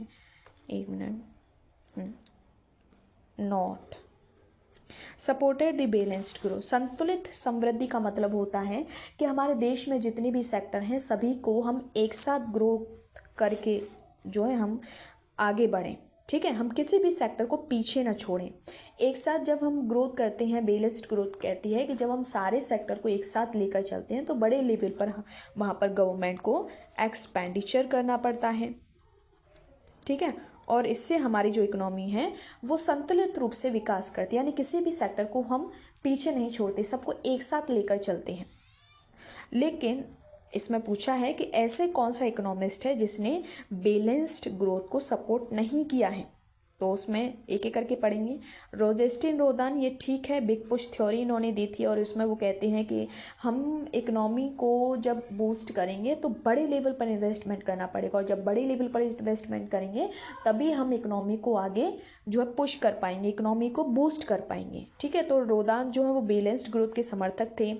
A.O. हर्शमैन ये जो हैं इसको सपोर्ट नहीं करते हैं। इनका मानना था कि देखो बैलेंस्ड ग्रोथ हम करेंगे तो उसके लिए हमें बड़े लेवल पर पैसा चाहिए और क्योंकि हम डेवलपिंग कंट्रीज हैं और हमारे पास कैपिटल की कमी है तो बड़े लेवल पर एक्सपेंडिचर करना पॉसिबल नहीं है। इसीलिए ये कहते हैं कि सबसे पहले आपको चुनिंदा सेक्टर को लो और हमारे पास जो अवेलेबल कैपिटल है उसको उन सेक्टर्स पर खर्च करो, ठीक है। तो जब हम कुछ सेक्टर को डेवलप करेंगे तो उससे क्या होगा कि उसका जो पॉजिटिव इम्पैक्ट है वो बाकी सेक्टर पर जाएगा और उसके साथ साथ वो भी डेवलप करेंगे। तो यहाँ पर जो A.O. हर्शमैन जो हैं वो बैलेंस्ड ग्रोथ के खिलाफ थे और वो अनबैलेंस्ड जो ग्रोथ है, इकोनॉमिक ग्रोथ है, उसकी वकालत करते हैं। तो यहाँ पर A.O. हर्शमैन जो है वो इसके सपोर्टर नहीं थे, तो नॉट सपोर्टेड पूछा है, तो यहाँ पर बी वाला सही होगा। बाकी के देख लेते हैं। हार्वे लिविंगस्टीन ने, हाँ, हार्वे लिविंगस्टीन जो है वो इसके समर्थक थे, इन्होंने क्रिटिकल थ्योरी ऑफ पॉपुलेशन ये वो वाला दिया था। W.W. रोस्टोव, इनका भी स्टेजेस ऑफ इकोनॉमिक ग्रोथ है, तो ये भी जो है इससे जुड़े हुए हैं। तो यहाँ पर क्लियर है कि कौन इसको सपोर्ट नहीं करता है, तो वो है A.O. हर्शमैन, इन्होंने अपना अलग थ्योरी दी थी, unbalanced growth theory. Question number 75 में पूछा है which of the following is not a measure of income inequality. तो आय की असमानता को मापने वाला इनमें से कौन सा मापन नहीं है। तो per capita income, Lorentz curve yes, ये इनकम इनइक्वालिटी को मेजर करता है, गिनी कोएफिशिएंट करता है, लेकिन यहाँ पर कैपिटा इनकम जो है वो एब्सोल्यूट टर्म है, तो ये जो है इनकम इनइक्वालिटी को मेजरमेंट नहीं करता है। तो इसका जो आंसर होगा वो ऑप्शन नंबर ए होगा। क्वेश्चन नंबर 76 जो है वो हैरोड-डॉमर मॉडल से लिया गया है और इसमें कहा गया है in Harrod growth model if actual growth rate is less than warranted growth rate then the economy will have. अगर इसमें पूछा है कि इसमें दिया है, ये गलत है, ठीक है, ये एक चीज़ इसमें दी गई है। इसमें पूछा है यहाँ पर actual growth is less then, actual growth को हम GA से शो करते हैं, ये अच्छा लेस देन है, ये ऐसे है, ठीक है, लेस देन है किससे, GW से, लेकिन यहाँ पर ये GN दिया, ये GN नहीं होगा, ये थोड़ा गलत हो गया, ये इसकी जगह GA आएगा, ठीक है। तो इसको यहाँ फिर से मैं लिख लेती हूँ। इसमें कहा है एक्चुअल जो ग्रोथ रेट है वो लेस देन है किससे, वारंटेड ग्रोथ रेट से। तो एक्चुअल जो ग्रोथ रेट है वो कैपिटल की सप्लाई को शो करता है, ठीक है। जब इसका मैं मॉडल को मैं इसमें वीडियो अपलोड करूँगी फ्यूचर में, अभी नहीं, तो वहाँ पर मैं इसको और अच्छे से एक्सप्लेन करूँगी। तो यहाँ पर क्या होता है कि जी का मतलब होता है कैपिटल सप्लाई, ठीक है, और इसका एक अपोजिट रिलेशन होता है। वारंटेड ग्रोथ रेट का मतलब है कि हम कितना एक्चुअल में हम ग्रोथ करना चाहते हैं, और ग्रोथ को करने के लिए जो रिक्वायर्ड कैपिटल है वो कितना होना चाहिए, ठीक है। तो यहाँ पर ये वाला इनके बीच में रिलेशन होता है। आप कहोगे मैम यहाँ पर ये लेस देन था, आपने ग्रेटर देन क्यों कर दिया, तो यहाँ पर इनके बीच में ये वाला रिलेशन होता है। सी का मतलब होता है supply of capital, supply of capital,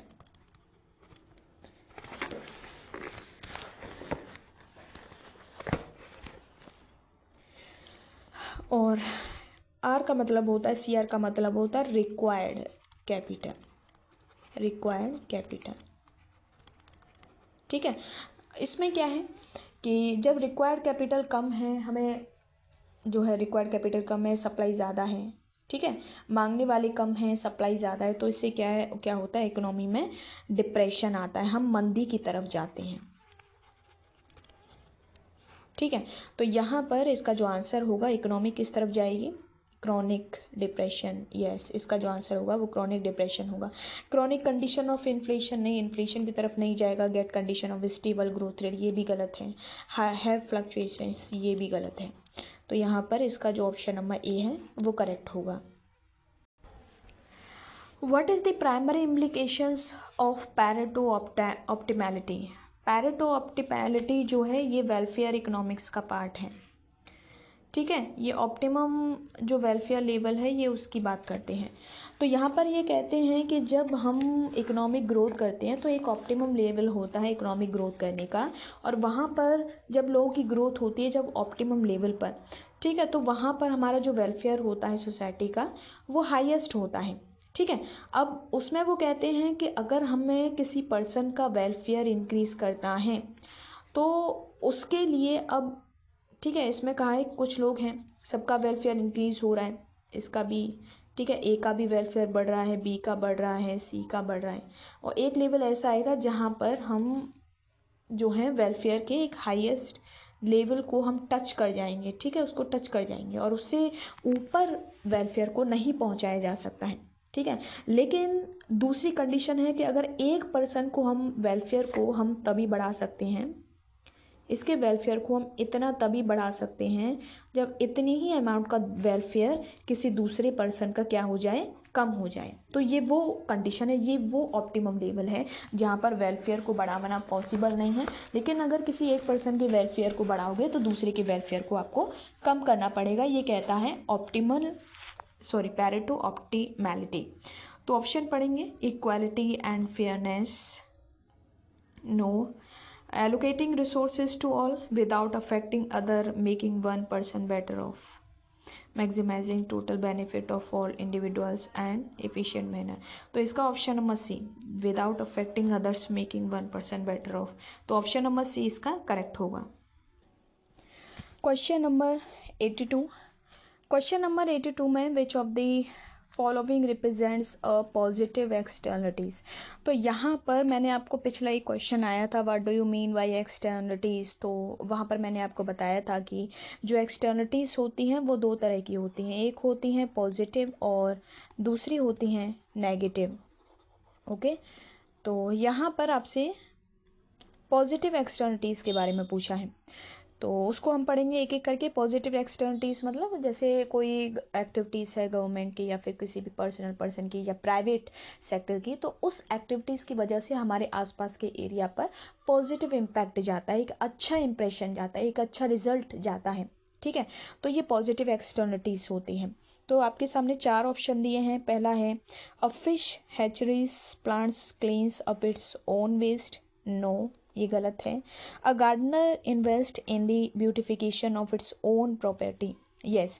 एक गार्डनर, एक माली जब अपनी अपने गार्डन को अच्छे से उसमें इन्वेस्ट करता है, अच्छे पौधे लगाता है, उसका मेंटेन करता है, केयर करता है अपनी प्रॉपर्टी का। लेकिन इससे क्या होता है कि इसके आसपास का जो इन्वायरमेंट है, लोग हैं, पड़ोसी हैं, उनके ऊपर उसका एक पॉजिटिव इम्पैक्ट जाता है, उससे उनको एक अच्छा वातावरण प्रोवाइड होता है। तो यहाँ पर इसका बी ऑप्शन हो सकता है, लेकिन अभी दो ऑप्शन हो रहे हैं, उनको भी हम पढ़ेंगे। अब paper mill causing pollution in a river, no, ये नेगेटिव एक्सटर्निटीज में काउंट होगा, ये इसका आंसर नहीं होगा। A factory producing harmful chemicals, ये भी नेगेटिव एक्सटर्निटीज में आएगा। तो यहाँ पर जो पॉजिटिव एक्सटर्निटीज है वो ऑप्शन नंबर बी होगा। तो इसका आंसर ऑप्शन बी होगा। क्वेश्चन नंबर 85, क्वेश्चन नंबर 85 में पूछा है what is the primary mechanism behind the first demographic dividend. Demographic dividend में जो जनसांख्यिकी लाभांश होता है, जिसमें हमारा जनसांख्यिकी लाभांश में या पॉपुलेशन जो हमारे देश के विकास में वो इम्पोर्टेंट रोल प्ले करता है। ठीक है, तो उससे क्या होता है शुरुआती अवस्था में, इंक्रीज्ड फर्टिलिटी रेट, नो ये गलत है। Decreased labour force participation, no ये जो है ये नेगेटिव उसको दिखाता है, डिक्रीज नहीं होगा बल्कि ये इंक्रीज होगा। Expansion of the working age population, yes, option number C इसका करेक्ट है, क्योंकि जैसे जैसे शुरुआती अवस्था में जो डेमोग्राफिक डिविडेंड चेंजेस होते हैं, तो जो वर्किंग पॉपुलेशन है जो कि 15 to 49 काउंट होता है, इस वर्किंग पॉपुलेशन की संख्या में शुरुआत में इंक्रीज होती है। Rise in elderly dependency ratio, no ये गलत है। तो यहाँ पर ऑप्शन नंबर सी आपका करेक्ट होगा। क्वेश्चन नंबर 86, क्वेश्चन नंबर 86 में ये इन्वायरमेंट से रिलेटेड क्वेश्चन इसमें पूछा है। ठीक है, तो इसके चार ऑप्शन हैं और कुछ स्टेटमेंट दिए हैं, इनमें से कौन कौन सा जो ऑप्शन है वो सही है। तो इसके जो सभी ऑप्शन हैं उनको हम पढ़ेंगे। लीगली बाइंडिंग इंटरनेशनल ट्रीटी और क्लाइमेट चेंज, यस, इसके जो फीचर हैं, इसके जो रूल्स हैं वो सभी कंट्रीज के ऊपर मतलब बाध्यकारी मतलब इसके जो रूल्स हैं वो सारे मेंबर कंट्रीज को अनिवार्य रूप से फॉलो करने पड़ेंगे। तो इसका जो ऑप्शन नंबर ए है वो सही है। एंटर्ड इनटू फोर्स ऑन 4 नवंबर 2016, वैसे पेरिस एग्रीमेंट जो है वो 2015 में आया था, लेकिन ये प्रभाव में आया था 4 नवंबर 2016 को। तो इसका जो सेकंड वाला है स्टेटमेंट वो भी सही है। An accord between Europe and USA, no, ये यूरोप और यूएसए के बीच में नहीं हुआ था, ये इंडिया और फ्रांस के बीच में हुआ था सबसे पहले। ये जो एग्रीमेंट हुआ, सॉरी एक मिनट, ये इंडिया फ्रांस के बीच में नहीं था, वो इंटरनेशनल सोलर अलायंस था, आईएसए। तो ये गलत है, ये यूएसए और यूरोप के बीच में नहीं हुआ, तो ओवरऑल ये इंटरनेशनल ट्रीटी थी। Agreement for economic growth and public good, no, ये जो एग्रीमेंट है ये इकोनॉमिक ग्रोथ और पब्लिक गुड के लिए नहीं है, बल्कि ये क्लाइमेट चेंज के लिए है। किसके लिए है? क्लाइमेट चेंज के लिए। तो यहाँ पर ऑप्शन नंबर 4 भी गलत होगा। तो यहाँ ऑप्शन देखेंगे, ऑप्शन 1 2 आर करेक्ट, यस, क्योंकि 3 और 4 जो है वो गलत स्टेटमेंट है, तो 1 2 3 ये गलत है। ठीक है, तो इसका जो आंसर होगा वो आपका ऑप्शन नंबर ए होगा। इसका भी कुछ कंटेंट मैंने इसमें लगाया है, उसको भी एक बार पढ़ते हैं। इसमें दिया है Paris agreement is legally binding international treaty, yes legally binding है, और ये क्लाइमेट चेंज के लिए होता है, ना कि इकोनॉमिक ग्रोथ के लिए। Adopted by 195 parties member countries हैं नाउ। अगर अब की बात करें जनवरी 2026 तक, तो ये जो कंट्री एक कम हो गया है 94, ठीक है, और एट COP 21 इन पेरिस ये 2015 में एक्सेप्ट किया गया था, लेकिन इसने काम करना जो शुरू किया था वो 4 नवंबर 2016 से किया था। ठीक है, तो सारी इंफॉर्मेशन इसमें है। क्वेश्चन नंबर 87, क्वेश्चन नंबर 87 में दिया है what is the dismal doctrine associated with Malthus. Dismal doctrine जो है ये माल्थस से कैसे जुड़ा हुआ है, तो इसको समझने के लिए पहले डिसमल डॉक्ट्राइन क्या होता है इसको हम समझेंगे। इसके लिए कुछ कंटेंट मैंने इसमें ऐड किया है, इसको हम समझेंगे। The dismal doctrine associated with the Thomas Robert Malthus is the Malthusian trap, इसको हम माल्थुसियन ट्रैप कहते हैं। मैंने आपको डेमोग्राफी वाले पेपर में पढ़ाया था माल्थुसियन थ्योरी ऑफ पॉपुलेशन, जिसमें वो कहते हैं कि हमारी जो पॉपुलेशन है उसका उन्होंने फूड के साथ में रिलेशन बताया था, फूड ग्रेन्स के साथ में। हमारा जो पॉपुलेशन होती है वो किस ऑर्डर में किस सीक्वेंस में वो इंक्रीज होती है, वो इंक्रीज होती है जियोमेट्रिक सीक्वेंस में। ठीक है, जियोमेट्रिक सीक्वेंस मीन्स आज कुछ पॉपुलेशन है वो अगले 25 साल में डबल हो जाएगी, फिर उसके बाद में जो पॉपुलेशन होगी वो फिर अगले 25 साल में क्या होगा, डबल हो जाएगी। डबल मतलब वो जियोमेट्रिक ऑर्डर में चलता है। जैसे आज 1% है तो वो अगले 25 साल में 2 हो जाएंगे, फिर अगले 25 साल में वो 4 हो जाएंगे, फिर 16 हो जाएंगे। ठीक है, फिर ऐसे करके ये गुना में मतलब अपनी पॉपुलेशन की वो डबल होती जाती है। लेकिन जब हम फूड ग्रेन्स की बात करते हैं, फूड की बात करते हैं, तो वो अरिथमेटिक ऑर्डर में बढ़ता है। जैसे 1 2 3 4 5 6 7 ऐसे करके। तो यहाँ पर पॉपुलेशन तेजी से बढ़ती है, लेकिन उनके लिए खाने के लिए जो भोजन है वो स्लो, बहुत धीरे से बढ़ता है। तो इस मिसमैच की वजह से क्या होता है कि एक टाइम पीरियड ऐसा आता है जहाँ पर खाने वाले बहुत ज़्यादा होते हैं लेकिन खाना बहुत कम होता है। तो वहाँ पर जो एक्स्ट्रा लोग हैं जिनके लिए फूड अवेलेबल नहीं है, ऐसे लोगों को नेचर जो है वो खुद हैंडल करती है। तो इस तरह का जो पॉपुलेशन थ्योरी है वो माल्थस ने दिया था। तो वहाँ पर जब पॉपुलेशन एक लिमिट से ज़्यादा हो जाती है तो इकोनॉमी जो है वो एक ट्रैप में फंस जाती है, एक पॉपुलेशन ट्रैप में फंस जाती है, जिसको हम कहते हैं डिसमल डॉक्ट्राइन, और we can say Malthusian trap. ठीक है, या Malthusian catastrophe. A demographic theory predicting that population growth will inevitably outpace agriculture production leading to person। यानी कहने का मतलब है कि आप इसको पूरा पढ़ सकते हैं। ये जो है माल्थुसियन थ्योरी से ही रिलेटेड है, जिसमें उन्होंने इसी चीज़ को एक्सप्लेन किया है। ठीक है, तो अब हम ऑप्शन पढ़ते हैं। पहला ऑप्शन है the decline of agricultural productivity. ये ठीक है, एग्रीकल्चरल प्रोडक्टिविटी कम नहीं होती है, उसके कंपैरिजन में पॉपुलेशन ज़्यादा तेज़ी से बढ़ता है, तो ये नहीं होगा। Positive checks on population growth, no. Need for moral restraint on population, no. ये ट्रैप है, इसका मतलब होता है ये माल्थुसियन ट्रैप है, जिसमें वो इकोनॉमी फंस जाती है कि पॉपुलेशन कई गुना बढ़ती जा रही है और खाना जो बहुत स्लो स्लो बढ़ रहा है, वो एक ट्रैप में इकोनॉमी फंस जाती है। तो option number D, the eventual downfall of living standard due to unchecked population growth. Yes, क्योंकि पॉपुलेशन जब कंटिन्यूस बढ़ती जाती है तो लोगों को खाने के लिए खाना नहीं होता है। ठीक है, इससे उनका जो लिविंग स्टैंडर्ड जो है वो क्या होता है, वो फॉल होता जाता है। तो ये इसी चीज़ को बता रहा है, तो इसका जो आंसर होगा वो ऑप्शन नंबर डी होगा। क्वेश्चन नंबर 88, क्वेश्चन नंबर 88 में सोशल कॉस्ट बेनिफिट एनालिसिस पूछा है। ये भी मैंने आपको पढ़ाया था, ये शायद मैक्रो इकोनॉमिक्स में आया था सोशल कॉस्ट बेनिफिट वाला, तो वहाँ पर मैंने आपको बताया था। ठीक है, तो एक एक करके ऑप्शन पढ़ेंगे। Direct and indirect cost of a project to the society. ये ठीक है, लेकिन ये पूरी तरह से ठीक नहीं है, क्योंकि यहाँ पर सिर्फ डायरेक्ट एंड डायरेक्ट कॉस्ट नहीं है, क्योंकि यहाँ पर दो कॉन्सेप्ट है, कॉस्ट एंड बेनिफिट।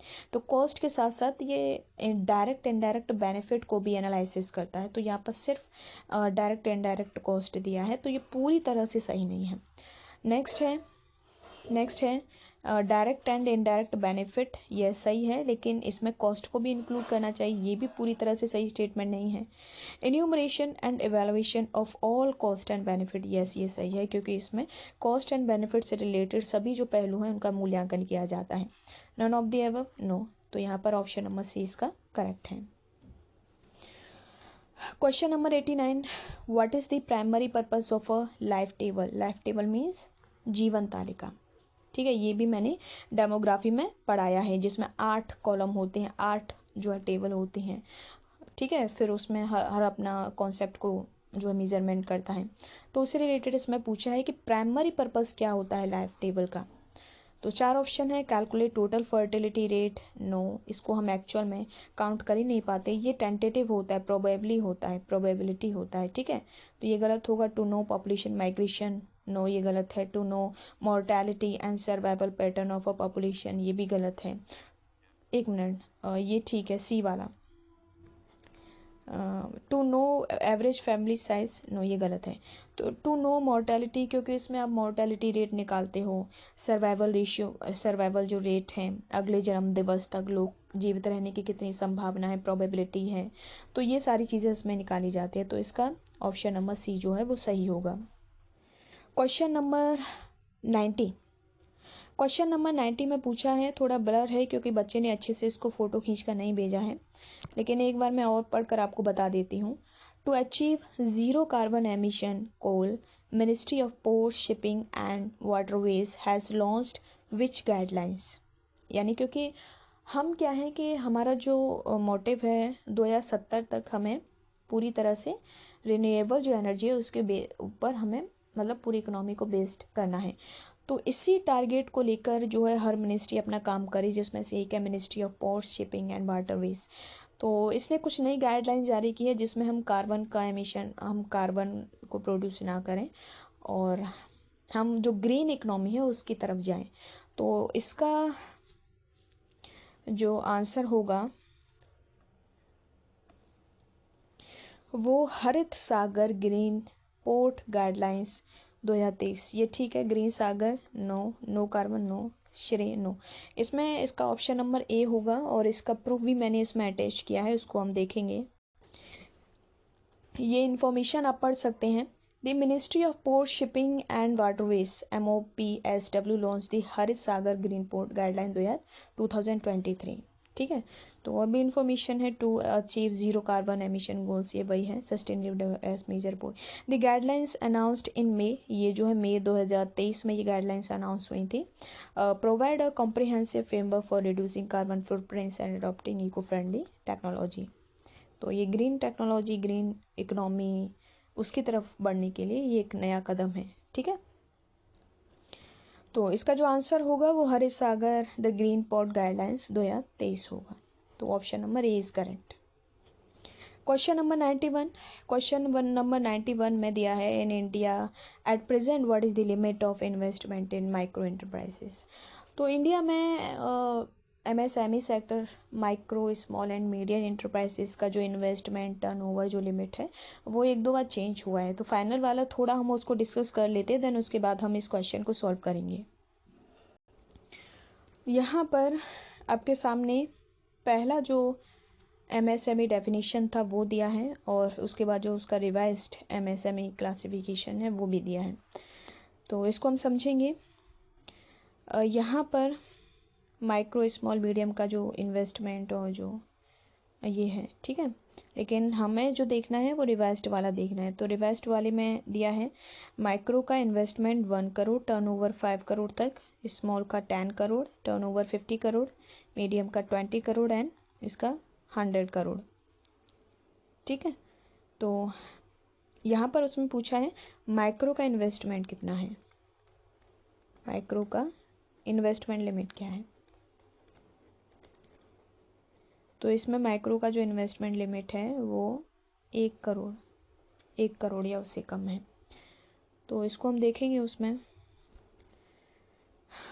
तो इसका जो लिमिट है, present what the limit of investment in micro enterprises, तो अप टू 1 करोड़। ठीक है, इसका आंसर ए आएगा। नीचे दिया है और भी 5 करोड़, 7.5, 2.5, ये गलत है तीनों।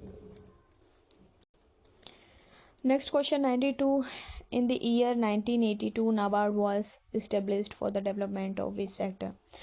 तो 1982 में जब नाबार्ड की स्थापना हुई थी तो ये किसके डेवलपमेंट के लिए, किस सेक्टर के डेवलपमेंट के लिए इसने काम किया था। तो इसका जो आएगा वो अर्बन सेक्टर नो, ये एग्रीकल्चर सेक्टर के लिए था।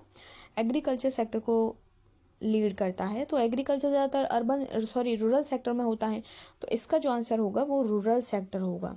Service sector no, industry sector no, तो इसका आंसर रूरल सेक्टर, क्योंकि एग्रीकल्चर रूरल सेक्टर एक ही बात है। क्वेश्चन नंबर 93 जो है ये एजुकेशन से रिलेटेड है। ठीक है, ये इकोनॉमिक्स में ये पूछा है, राइट टू एजुकेशन। तो which amendment in the constitution of India made free and compulsory education to all children 6 to 14 years of age a fundamental right.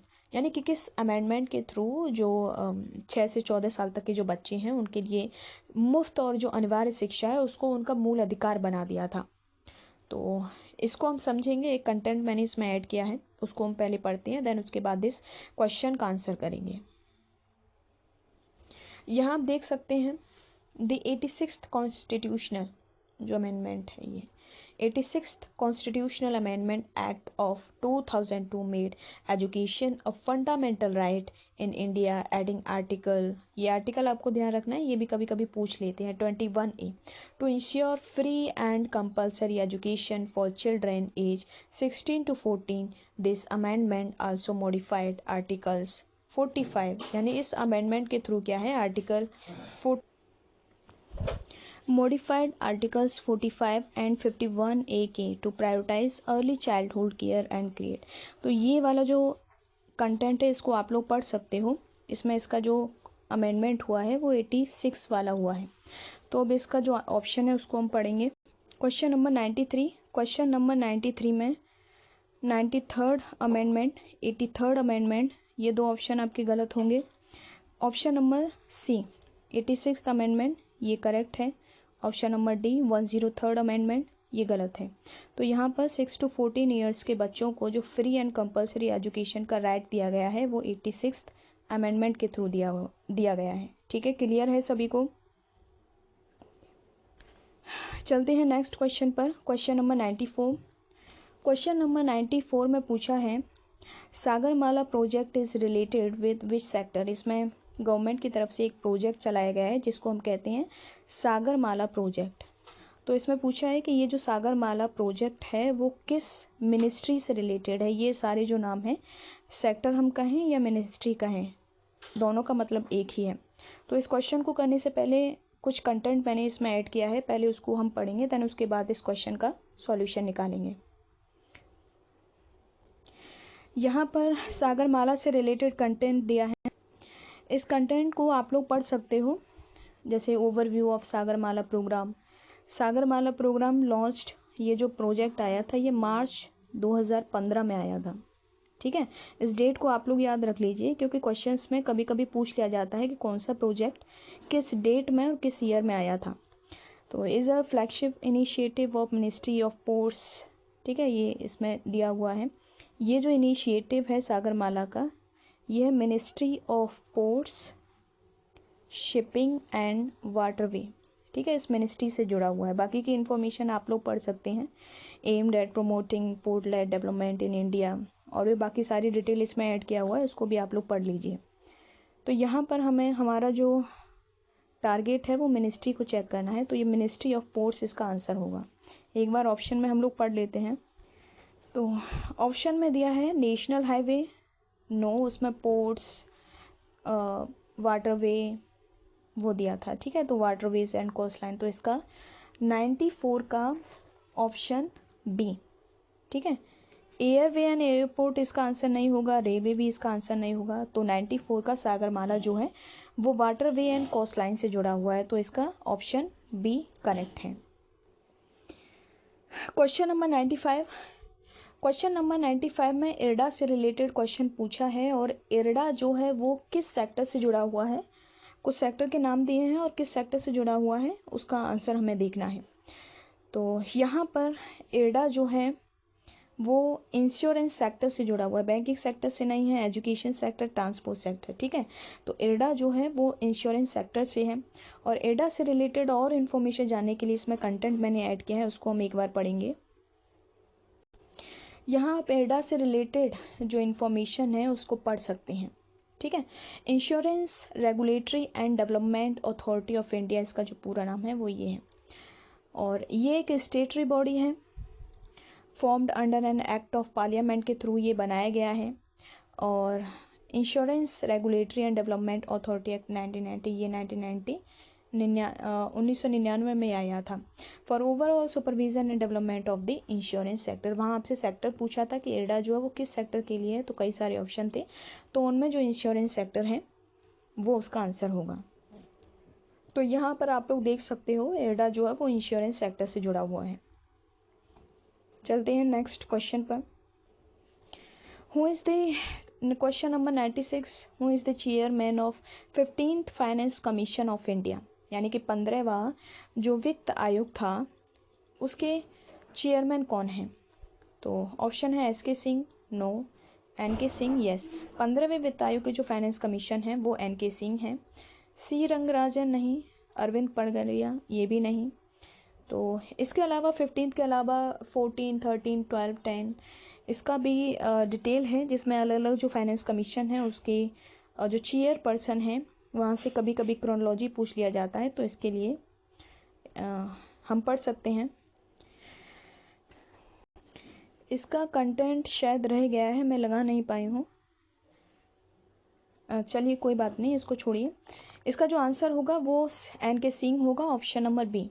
96 का जो एन के सिंह है वो 15th फाइनेंस कमीशन के चेयरपर्सन हैं। Question number 97, which of the following is the objective of foreign trade policy. Foreign trade policy का जो objective है वो पूछा है, तो एक एक करके हम लोग पढ़ेंगे। To boost service export, yes. To improve infrastructure, ये भी करेक्ट है। To have regular meetings with export promotion council, yes. इसके ऑल ऑफ दी अबव जो सभी आंसर है वो ठीक होंगे, क्योंकि फॉरेन ट्रेड पॉलिसी में हम क्या कर रहे हैं, हमारे यहाँ जो सर्विस का प्रोडक्शन होता है हम उसके एक्सपोर्ट पर फोकस कर रहे हैं। हमारे देश में जो इंफ्रास्ट्रक्चर है उसको इम्प्रूव करने के ऊपर हम लोग फोकस कर रहे हैं। And to have regular meetings with export promotion council, जिससे हम अप टू डेट सारा जो अपडेट है एक्सपोर्ट इम्पोर्ट से रिलेटेड वो सारी चीज़ें हम कंटिन्यूस हमें मिलती रहे, तो इसके लिए एक रेगुलर मीटिंग्स होती रहेंगी। तो ये भी इसके ऑब्जेक्टिव में इंक्लूड होता है। तो 97 का ऑप्शन नंबर डी सही होगा।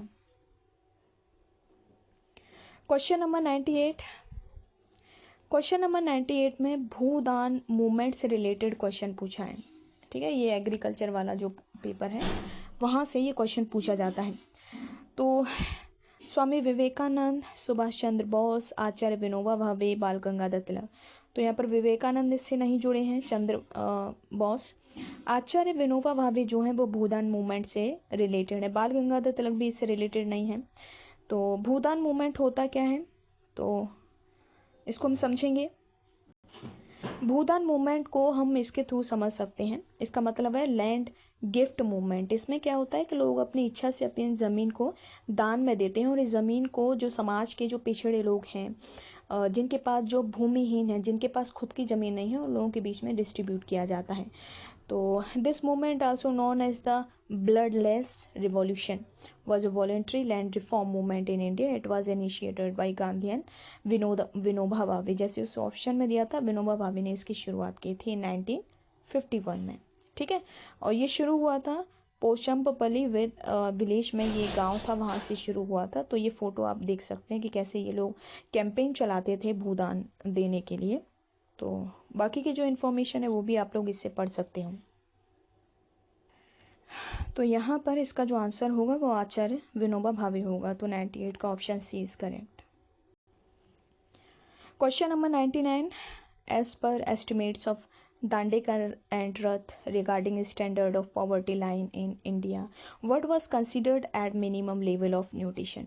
तो इंडिया में क्या है कि पॉवर्टी लाइन को हम कैसे डिफाइन करें, इसके लिए गवर्नमेंट द्वारा अलग अलग बहुत सारी कमेटियां बनाई गई थी, जिसमें से एक कमेटी थी Dandekar and Neelkanth Rath committee. इसका फुल नेम जो है वो ये है।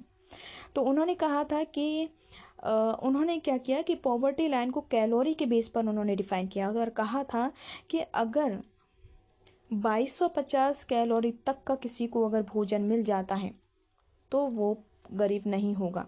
ठीक है, इसके बराबर या इससे ज़्यादा। अगर किसी को इससे कम मिलता है तो वो पॉवर्टी लाइन में काउंट होगा। तो यहाँ पर एक पैरामीटर पॉवर्टी लाइन को डिफाइन करने के लिए उन्होंने कैलोरी के बेस पर पैरामीटर दिया था और कहा था कि अगर 2250 कैलोरी या इससे ज़्यादा किसी को भोजन मिल जाता है तो वो गरीब नहीं होगा, और जिसको 2250 कैलोरी से कम का भोजन मिलता है तो वो गरीबी रेखा में शामिल होगा। ठीक है, तो 3250 ये गलत है, ये भी गलत होगा। तो यहाँ पर स्टैंडर्ड जो पॉवर्टी लाइन है वीएम दांडेकर एंड नीलकर रथ ने 2250 कैलोरी के बारे में बात की थी। तो क्वेश्चन नंबर 100 में तारापुर कमेटी के बारे में पूछा है। तो in which year did the second Tarapore committee submit its report on capital account convertibility. तो ये क्वेश्चन जब आप कैपिटल कन्वर्टिबिलिटी, ये आपका इंटरनेशनल ट्रेड में आता है। ठीक है, इंटरनेशनल ट्रेड में हम पढ़ेंगे इस कॉन्सेप्ट को। तो वहाँ पर एक्सपोर्ट इंपोर्ट जब हम करते हैं, जो मनी कन्वर्टेबिलिटी होती है, ठीक है, करेंसी और कैपिटल का, तो वहाँ पर ये कॉन्सेप्ट आता है। तो तारापुर कमेटी एक बनाई गई थी, जिसमें सेकंड टाइम उसको बनाया गया था। सेकंड तारापुर कमेटी ने एक रिपोर्ट दी थी, कैपिटल अकाउंट कन्वर्टेबिलिटी। तो ये रिपोर्ट कब सबमिट हुई थी, इसके बारे में इसमें पूछा है। तो सेकंड तारापुर कमेटी के बारे में सबसे पहले हम पढ़ेंगे।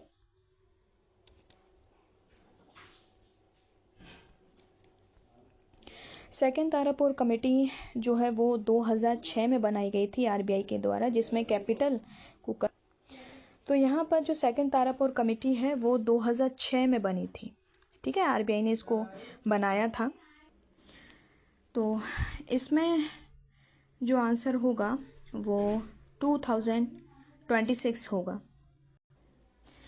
तो आज हम इसको यहीं समाप्त करते हैं। और आज हमने 51 से लेकर 100 तक के क्वेश्चन सॉल्व किए। अगर किसी क्वेश्चन में आपको डाउट है तो आप कमेंट बॉक्स में मैसेज कर सकते हैं, मैं उस क्वेश्चन को जो है सॉल्व करके टेलीग्राम में शेयर कर दूंगी, ठीक है। तो आज 50 क्वेश्चन किए, इसका सेकंड पार्ट आएगा जिसमें हम नेक्स्ट जो 50 क्वेश्चन होंगे उसको हम करेंगे, ठीक है। क्लियर है? तो आज की क्लास हम यहीं समाप्त करते हैं और मिलते हैं नेक्स्ट वीडियो में।